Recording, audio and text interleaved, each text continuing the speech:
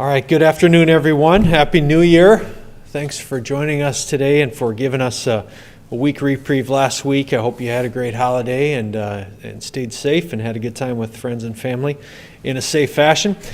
This afternoon, today, much of our focus will be talking about what's going on with vaccinations and what's happening with the vaccination rollout. So I'm going to leave all that to our healthcare partners. I'll just take a couple minutes to review some of the data of where we sit today and kind of a little bit of a background on kind of why we're maybe seeing what we're seeing. I think what you'll see with the data probably should also include a thank you to our community for the work they've done with the mitigation and diligence to that mitigation, because it's showing in our numbers, and it's showing in what we're seeing with our case counts and our hospitalization. So I think I might have just skipped past one there. So let me go back one. There we go. So where we sit today, we actually had a very low case count today, only 18. So that is in fact accurate. The 288 was some combined total that came with the holidays there. So continued downward trend you see in our number of daily cases. That's also then leading to we're kind of in a valley right now with our active case counts. Those active case counts are just under 2,000, up from a high of 4 weeks ago from close to 5,000. So you notice that this week I'm showing 4 weeks worth of data instead of 2 to kind of give a look for what happened through the month of December. And so pretty dramatic decrease in the number of active cases, a lot of people recovering, a lot of people being discharged from our healthcare providers as a result of that, and you see that reflected in the hospitalization numbers as well. So hospitalization numbers have also, I would say, plateaued a little bit. If you look at really the last week and a half to 2 weeks, right around that 90 to 100 mark between both Vera McKinnon and Sanford Health. Again, down from at the beginning of the month, closer to 180, 190 in there. So about a 50% decrease in the hospitalization. So those are good trends. Those trends, like I said, I think are due to a variety of reasons, one of which is just smart actions by our residents. The mask wearing, social distancing, taking it seriously over the holidays. We'll see what happens in the next couple weeks as a result of that. But overall, it just feels like there's been some breathing room that's been put into the community, that's been breathed into our healthcare partners, and also the vaccination information and the news of the vaccination has given some additional breathing room as well. So I'm going to turn over to Dr. Wilde with Sanford. He's going to talk about what's going on with our vaccination rollout efforts and talk a little bit about Group C between him and Dr. Basil, the group that we're currently in with vaccination scheduling. So, Dr. Wilde? Thanks, Mayor, and good afternoon, everyone, and Happy New Year as well to everyone. Hopefully everyone had a great, safe holiday season and then can even enjoy the nice day today, which is outstanding. Currently at Sanford, we're sitting with active inpatients with COVID, around 25 to 35 patients, agreeing with the numbers that the mayor showed on the slide. That includes, of that number, there's an additional around 30 patients that are still needing hospitalization but not needing isolation for COVID, but certainly came in with COVID and have had a prolonged hospitalization. The pandemic continues with some better news, but certainly still very significant consequences for those affected, both directly and indirectly. From a vaccine standpoint, we continue to work with federal and state authorities in regard to the allocation of the vaccine. So we receive notification most weeks on a Tuesday as to how much vaccine and of what type, whether it's the Moderna or Pfizer, that we're going to receive. We started, tomorrow will mark 21 days since we started vaccinating at Sanford and Sioux Falls. We continue, as this slide alludes to, we go through a 1A, a 1B, and a 1C, and there's other letters beyond that we continue to work with that list. That list is generated from the ACIP, which is the federal body, in addition to the state, in addition to working with us as healthcare providers, really to, it can get very specific.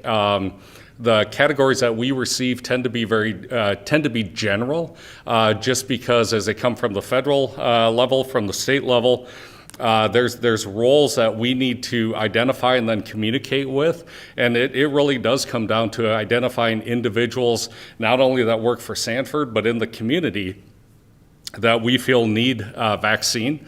And so we reach out to those folks and get them registered, get them through our process to get the vaccine. And people have been very accepting, very accommodating. I think we have a very smooth process, high capacity process.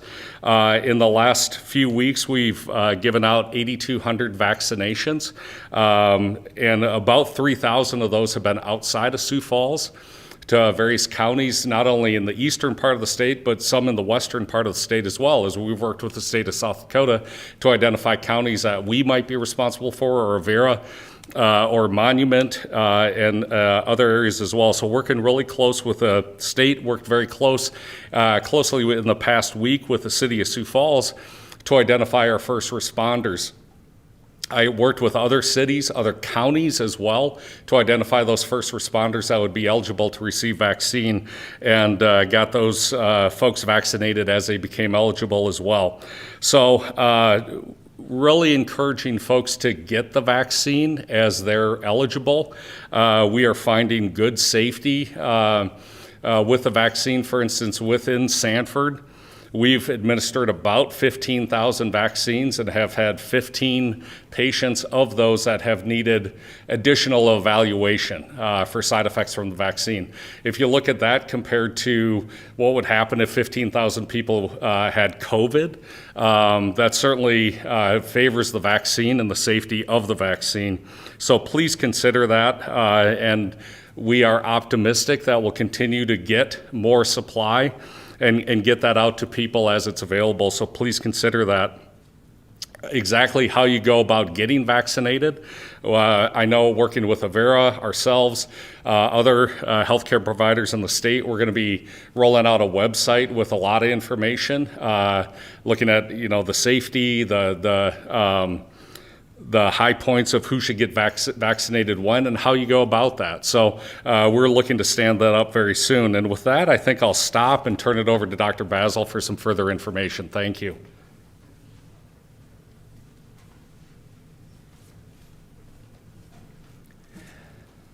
Thank you.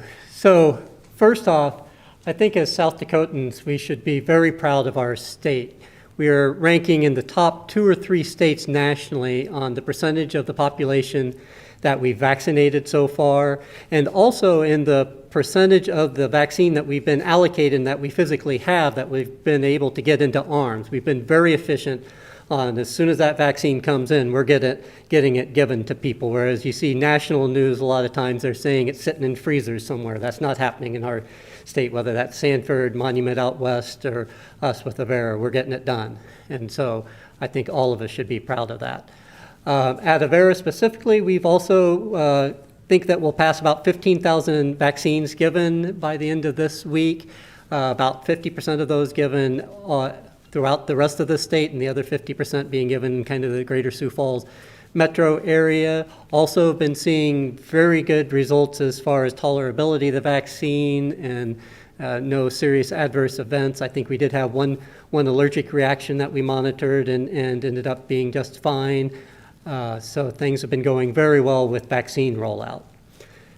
As far as hospitalizations go, we have dropped to where we're probably less than half our peak of overall COVID hospitalizations compared to what we were around Thanksgiving time.